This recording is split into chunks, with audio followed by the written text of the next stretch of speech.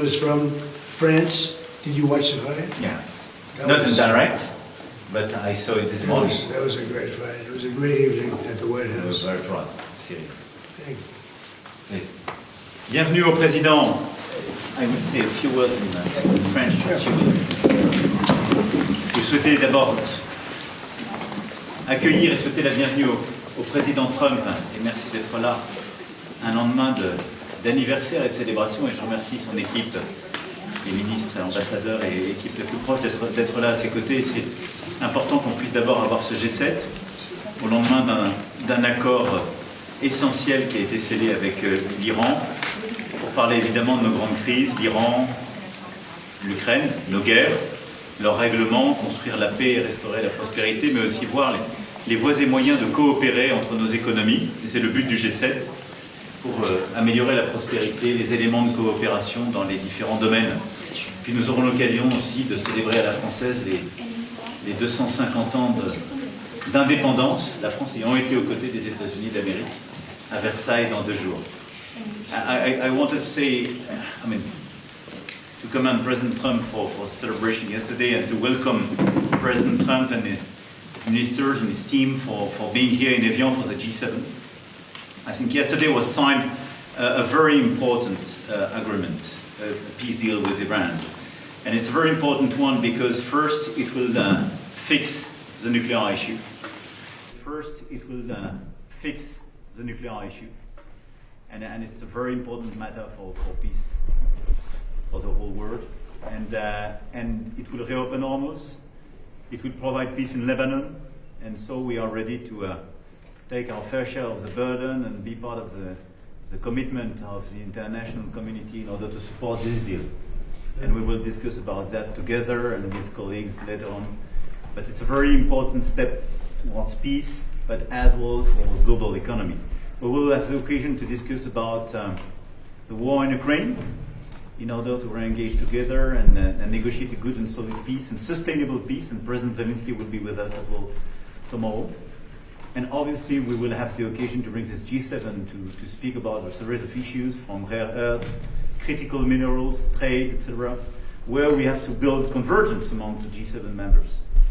And it will be the occasion for us to celebrate the 250th years of independence for the US. And Versailles is a good place because this is where the King and his Minister of Foreign Affairs at the time did support the US during years, but as well prepared what we called the Paris Treaty in 1783, which was the final point of this war. So it's a great honor and a great pleasure to have you, Mr. President, in Evian and Paris. Thank you, thank you.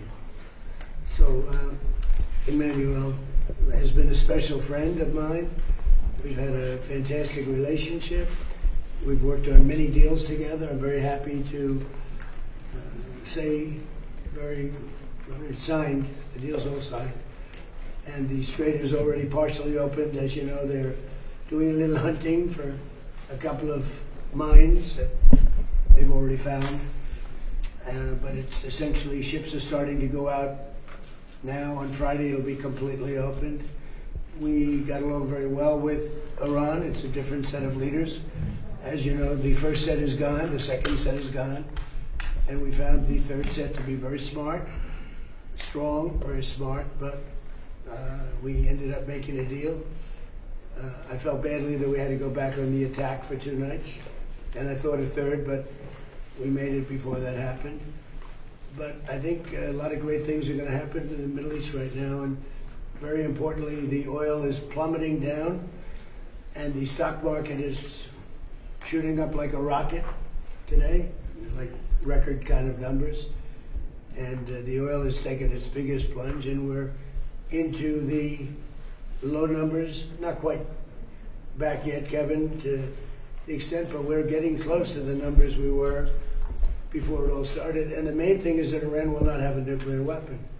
They fully agreed to that with strong policing powers, and they won't have a nuclear weapon, which is what it was all about, because they probably would have used it if they had it. So we had 2 big moments when they terminated the JCPOA, that was the Obama deal, the Barack Hussein Obama deal. And when I terminated that, it was very important because it was a road to a nuclear weapon.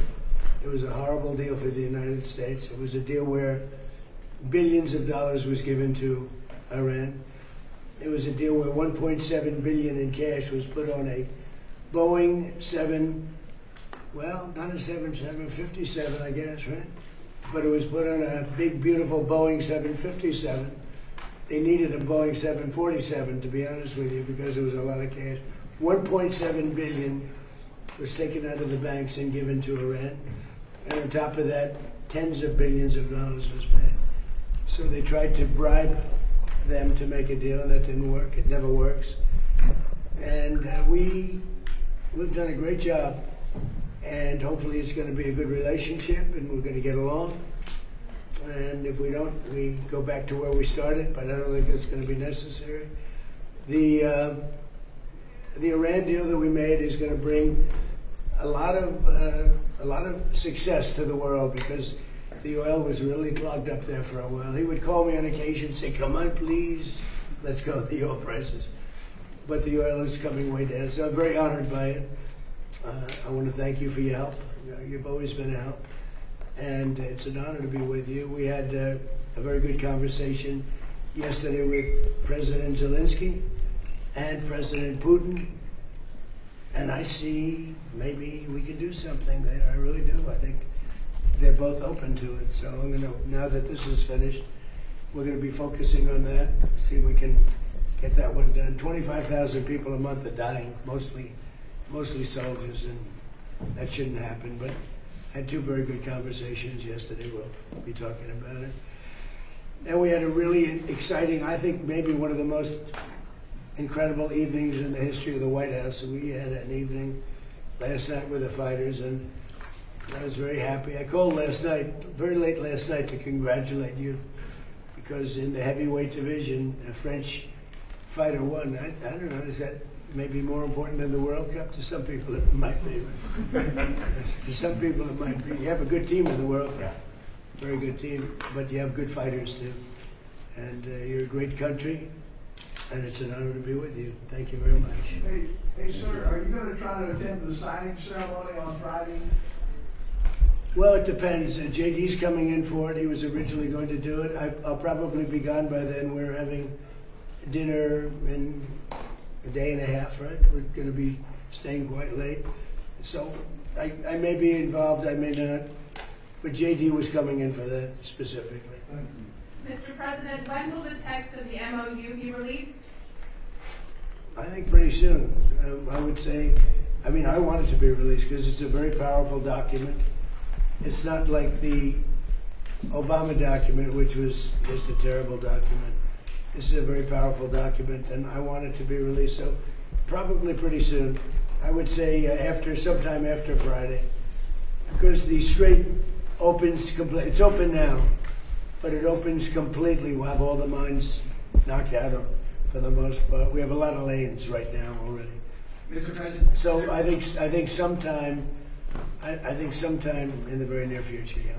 Mr. President, does the deal involve any sanctions relief for Iran? When would that go into No, it effect? doesn't. Well, they have to. It's really a behavioral thing. If they do what they're supposed to do, that starts taking effect. Monsieur Macron, quel engagement êtes-vous prêt à prendre au nom de la France dans le détroit d'Ormuz? Vous avez parlé du porte-avions Charles de Gaulle. Mr. President, what do you expect from France and Well, I would love them to do that.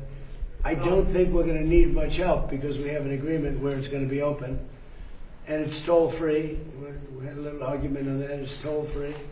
So I don't think we're going to need much help, but I don't think it's a bad idea to have a ship or two up here from a few countries. You'd be a great country to do it because you never know what happens, but I think it's going to be open, and I think it's going to be free sailing. We do want to see if we can straighten out the Lebanon thing, because it just seems to just never end.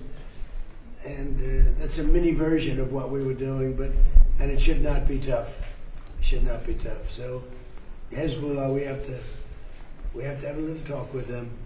When will you actually Je vais juste répondre en français à la question qui a été posée en français sur la contribution. Nous sommes prêts à avoir dès demain des chasseurs qui sont sur place et qui peuvent aider aux missions d'observation, et sous 48 heures des frégates qui peuvent évidemment se déployer, et sous 2 à 3 jours le porte-avions avec les frégates qui l'accompagnent et l'ensemble du groupe.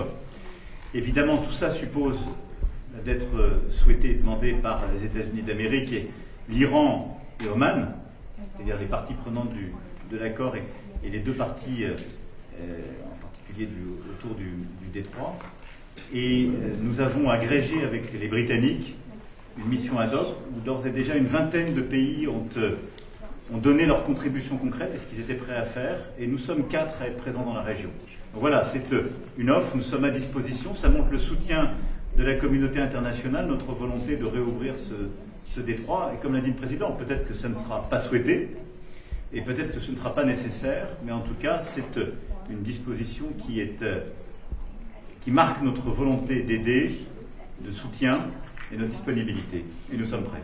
Vous êtes inquiet sur les menaces de douane, Non, on est là pour discuter. Il y a des accords qui ont été signés en avance. Merci Merci beaucoup. beaucoup.